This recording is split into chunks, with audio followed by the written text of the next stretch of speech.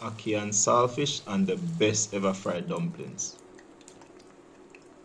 So it's ackee season here in Jamaica, so I'm going to make the most of it. Anyone out there not familiar with ackee? It's Jamaica's national fruit. Cooked and paired with saltfish, it's also the national dish.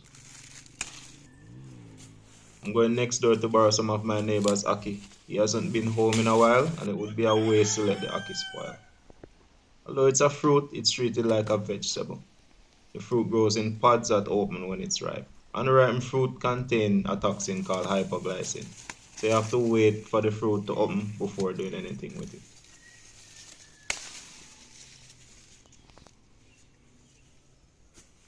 It's not indigenous to Jamaica though. It was brought over here from West Africa, probably during the slave trade. Now it grows here abundantly and is a significant export as well. Most of the Jamaicans living abroad. Ackee has two main varieties, commonly called butter ackee and cheese ackee.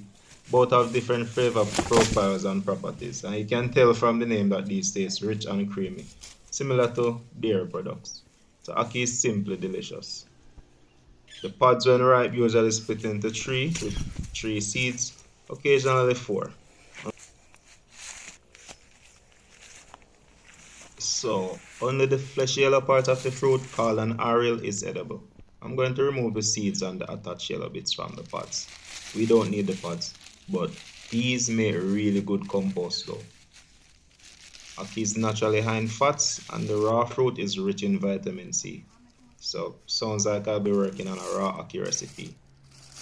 Ackee is also sometimes used as detergents to get rid of really bad stains in clothes, although that soap is poisonous. Ackee actually belongs to a group of trees that are literally called soap berries. I could go on and on about ackee, but sounds like another dedicated video, so maybe we go cook some food.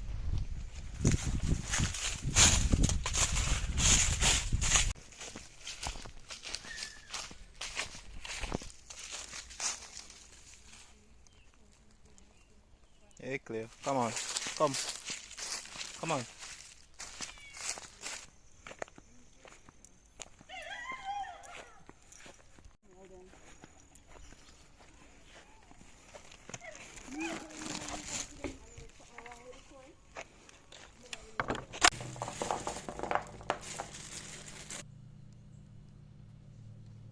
So the first thing we need to do is separate the seeds.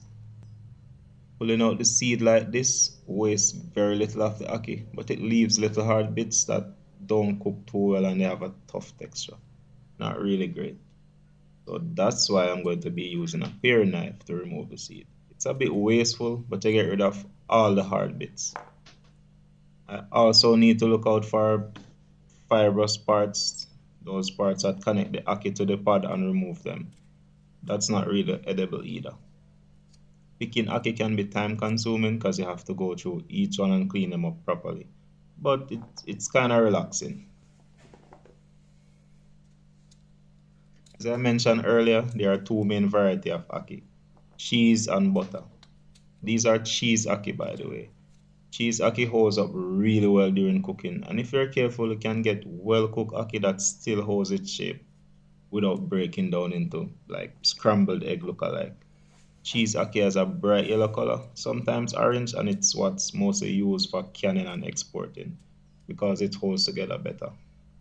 Butter ackee, on the other hand, is lighter in color, from white to pale yellow, and it's less forgiving and it usually falls apart in the cooking process. It's really fragile and it spoils much faster. As you can guess, butter ackee is less popular but probably more delicious.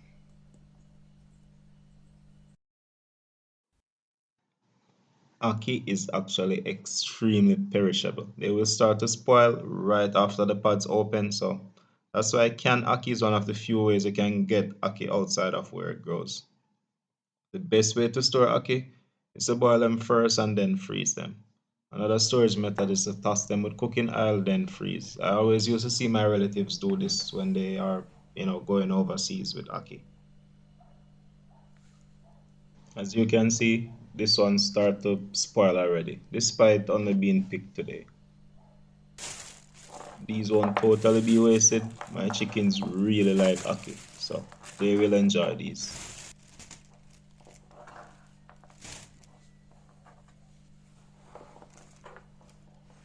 And that's it.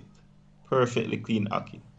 I'll boil these in a minute, but first, let's check out the saltfish. This is salted cod, really popular in the Caribbean. I have other saltfish recipes on the channel, so you can check them out too. We want to desalt this and boil it, so let's get rid of all that extra salt by rinsing it off and adding a generous amount of water. And we'll start to layer flavors from now, so we end up with the most flavorful finished dish. So, thyme and scotch bonnet goes in now. So, we will bring this to a boil and place the ackee in the same pot. How long ackee takes to cook depends on the specific ackee tree it came from. That's why I don't recommend cooking ackee from different trees together. It's extremely important to put the ackee in boiling water, otherwise the taste and texture won't be as good. So while the pot is bubbling away, we can prep some vegetables to saute. One sliced small onion is good. I'm using half a green bell pepper. Slice that too. Ripe ones are good too. I just had a green one. One stalk of green onion or scallion chopped. I really love the red scallion but couldn't get any. A few cloves of garlic. For the best mince on the garlic, just crush them then chop.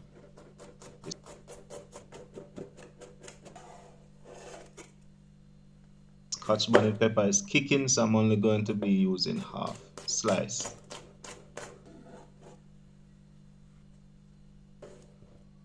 Half of a medium tomato. I just wedged these, but you could do a medium dice. It's not a big deal. And finally, we want some thyme. This is our flavor base, and that's done. So now, let's check in on our ackee.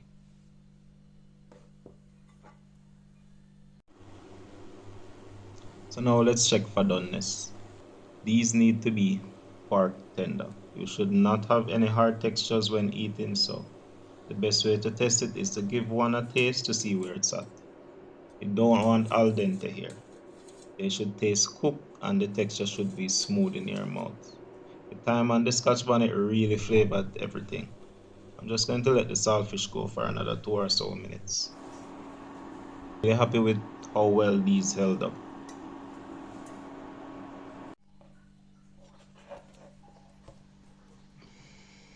Next up is the cooked saltfish. I cool it down with some water. I'm just going to clean up the saltfish. I want to get rid of all the skin and scales and take out any bones. I usually leave saltfish chunky at this stage because it will eventually break down into smaller pieces.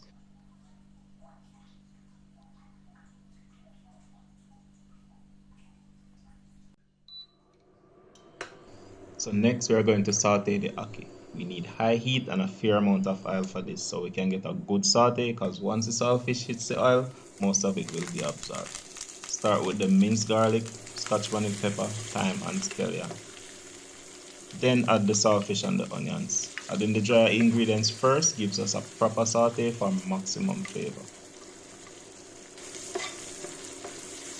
We want to keep everything moving so we don't have any burning. Next, add black pepper and be generous. Black pepper is a must with ackee and saltfish. It's not the same level of satisfaction without it. That could take some more. These onions look properly sauteed, so I'm going to add the wetter ingredients now, which are the tomato and sweet pepper. Notice how there's almost no oil in the pot.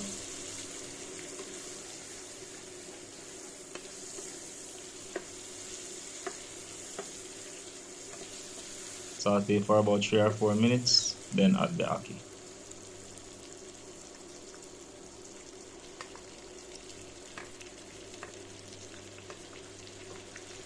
We want to distribute all those flavors so everything can melt properly.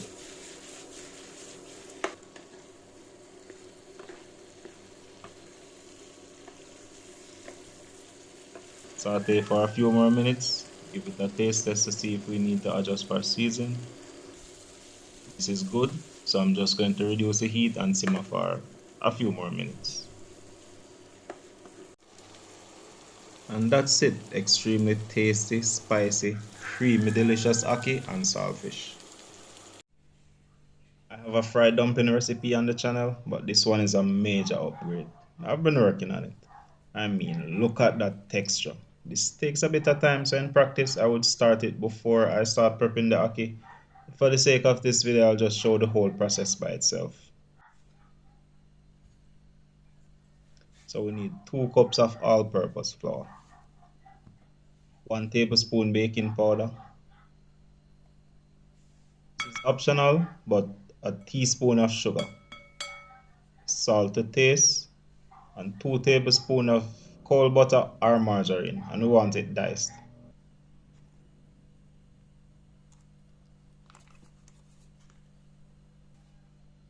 Just separate the butter and press it out lightly. Next, I'm going to be adding about a cup of water. I usually use milk here, but that would make the final product too rich. That way the dumpling and the ackee work together instead of clashing. Ackee is kind of rich too. So I want to mix the dough on it until it comes together. If it's too dry like this, just add a little bit of water.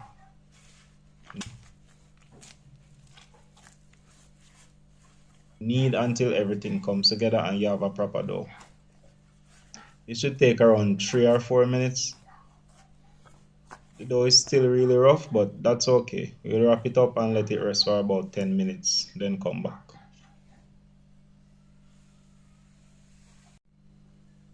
This has been resting for 10 minutes at room temperature. If you notice, it's much softer and stretchier than before and really easy to work with. So I'm going to knead it for another 3 or 4 minutes till it's kind of smooth and then rest for another 10 minutes. So we knead for 4 minutes, rest for 10 minutes, knead for another 4 minutes, and rest for another 10. You could even knead for less time so it's less active time with the dough. It seems like a lot, but I would be prepping and cooking ackee in those resting times.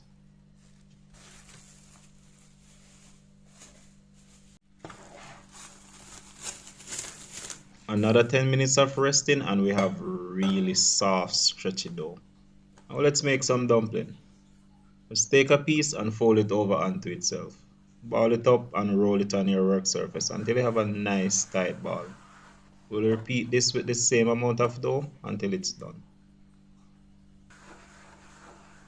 Making dumpling dough this way has given me the best results. Resting the dough really takes the extra work out of kneading for long periods and it gives really great texture. So far, this is the best technique I know for getting great dumplings every single time. Now that's done, we'll go ahead and fry them up. Alright, so you can shallow fry dumpling, but I like the even color a deep fry gives me. I'm using vegetable oil, enough to mostly cover them. I'll put the heat on medium and as soon as that's up to temperature, I'll place my dumplings in. Slightly pressing the ball out into a donut shape increases the surface area so they cook evenly. They will eventually go back to being balls when they rise and finish frying. So when I am deep frying, I really like to keep the dumplings moving so they cook and they brown evenly. And after about 3 or 4 minutes, I will cover them. Now this traps steam and help the exposed dumpling not in the oil to cook quicker. We want to move them periodically so they continue to cook and brown evenly. Frying to completion takes around 8 to 10 minutes and temperature control is really critical here. Heat too high, they brown without cooking, and if the heat is too low, they soak up a ton of oil. It's really important that you find that sweet spot where they brown and they cook at the same rate. One technique is to start frying dumplings on medium high for the first 2 or so minutes and reduce to medium low for the rest of the cooking time. So they rise and form a nice crust and then slowly cook inside for the rest of the time. Perfect. Dumplings are ready. I'm pretty sure some of you will make sexier looking dumplings. I'm not the best with shaping them, but these have the best texture and they are extremely delicious. What's more perfect than that? So to plate this, I'm grabbing my platter. I'm going to be popping on a few dumplings and that delicious ackee and saltfish. Then we'll give it a taste test. The dumpling and the ackee taste really good on their own, but I want to try them together. You really have to jump in with your hands. Can't be shy because your hands are the best utensils.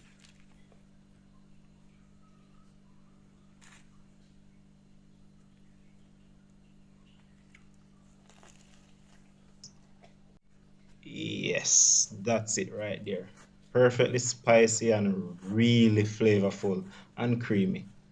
I made a flat dumpling with some leftover dough because I love a dumpling ackee sandwich. So my ackee really holds its shape and that's how I like it. But you will most often see ackee looking like scrambled eggs. And I think that's how most people love it. Yeah, and it would make making this sandwich easier too. So if you don't like the big pieces of ackee, just cook it a little longer. Make it a little softer and follow this same recipe.